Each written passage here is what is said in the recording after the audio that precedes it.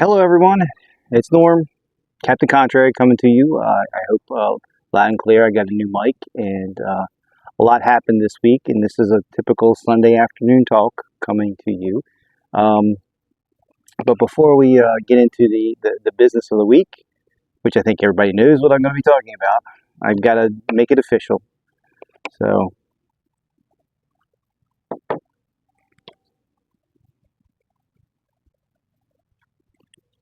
yep, that's right. We've gotten on the MAGA train.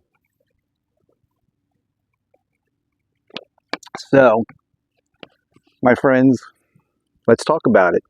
RFK endorsed Trump, and I'm sure in the last, I don't know, 24 hours since or actually 48 hours since he did so on Friday afternoon, 2 o'clock Eastern, when he made his big announcement, a lot has been said about it. And so I figured, why not? I'll comment on it as well. um, because I think, aside from a Kennedy presidency, this is a fantastic outcome. And I think it's just the two of them together are going to do things. There's part of me that wishes that RFK would have been, part of the ticket as far as, vice president, or maybe a Trump Kennedy president, vice president ticket. But I think they're looking, and I hate to use the term 3D chess, but it seems to be a lot of 3D chess going on right now because of the move, the stunt that the two of them have just pulled off, which is Kennedy's name is going to stay on the ballot in the states where he is, where he is going to damage, the Biden, the Harris administration, or the wannabe Harris administration, and then he's withdrawing his names from the states that he is going to possibly damage Donald Trump, therefore handing the victory to Trump. And in the states like Maryland, where I live, where Harris is going to win no matter what, he's going to stay on so that those can protest vote, and that he can maybe get that 5% number to actually have a true third party.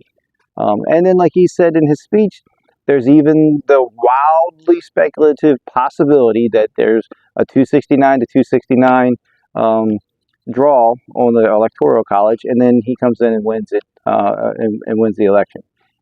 Highly unlikely, highly improbable, but possible. All right, improbable, not improbable, but highly, it's not very probable, but it's possible that it could happen.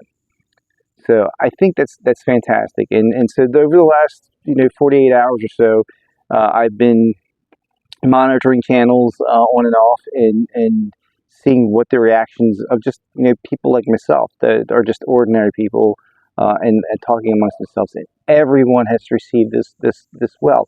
And the interesting thing about this is, I said, made a post on Facebook earlier that said the Lovolution is alive and well. This is Ron Paul's Lovolution, all 2.0. And I know some people might think that's heresy, but just bear with me for a minute. If you're a Ron Paul fan like myself, the things that I'm hearing when I go into MAGA chats or MAGA forums where people are talking about this, they are talking about issues, and they're talking about things like the mask mandates, and they're talking about policy for ending the wars, and they're talking about policies that about downsizing government and getting corporations and the corporate regulatory capture out of government. Things that normal people, the things that the media doesn't want you talking about, and the two-party duopoly do not want you to talk about. Just like when we were in the Ron Paul Revolution, and we talked about the Federal Reserve and monetary policy, and ending endless wars and warfare, and restoring the Constitution and the rule of law. Those things that we were talking about in the Revolution, they've just carried over, and now with the influx of people that are supporting Kennedy into the MAGA campaign, you now have what Ron Paul was building on actually catching fire, because now Jimmy Dore pointed this out, that people were actually cheering Bobby Kennedy, talking about at a Republican rally, talking about destroying um, getting government, getting corporations out of government and out of the regulatory agencies. And his perception, at least, was that that's not something the Republicans do, and he's correct. Establishment Republicans don't like that, but people like us that are populists, that are right leaning or liberty leaning, and you could be left leaning like Jimmy Dore. You hate that stuff. That stuff just drives you crazy. You hate that we have bad monetary policy. We want to end the Fed, and we want to end the corporate the corporate capture, and we want to, like Bobby Kennedy said, make our food healthy again, and stop big agro and nosing out small farmers. Like Thomas Massey with his USDA bill, USA Farms bills, I think is what it was termed.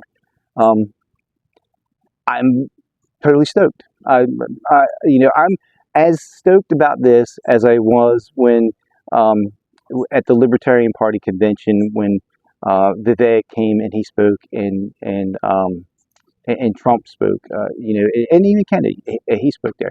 That was a really exciting event, and there was a lot of energy that came out of it that was really, really great. So this is just an absolutely wonderful thing, and I don't think any bad can come from this. I think that Donald Trump getting across the finish line, he's going to do some things that we've always wanted to happen. And he's promised to put a libertarian or several in his cabinet. He's surrounding himself with good people. Vivek is a great person who's just smart as a whip, former libertarian, now a libertarian Republican. And he knows economics and small government and good policy. And he may not be, great on everything, but he's great on about 98% of what he says, and enough to keep Donald Trump focused on the things that the country actually needs and to clean up and out of the deep state. And the same thing with Kennedy. Bobby Kennedy is he's a fantastic man, and he's a good person. And that's what we need. Good people that put the country first and put our children first.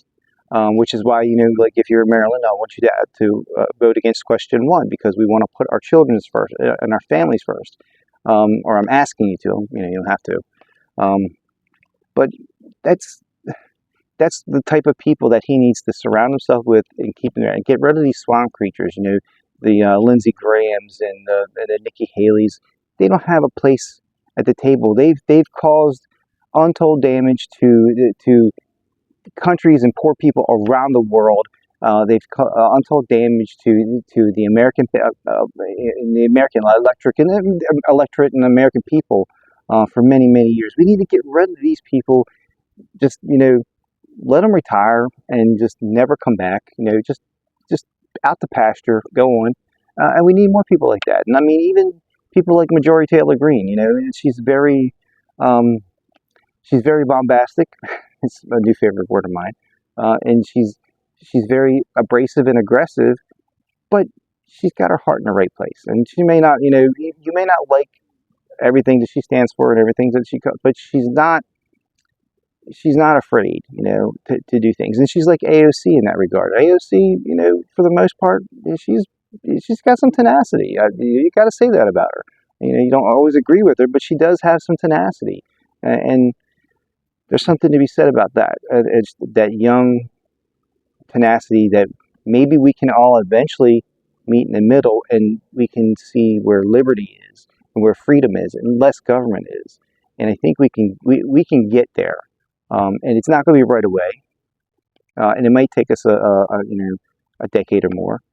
But we can reverse things. We're looking at $38 trillion in debt. The government is now borrowing $1 trillion every 90 days. And pretty soon, the way the math works, that's going to be 60 days. And then that's going to be 30 days, $1 trillion every 30 days. And then it's going to be every 14 days. And then it's every 7 days. And then if things keep going the way they're going, that's the way it is. And the Fed has already said that they're intending to slash rates. So when the Fed fund rate slashes, everything else, get ready for just incoming inflation, and when they do that, we're not going to see it on the food side because I don't think any of that money is going to get injected into the M2 money supply.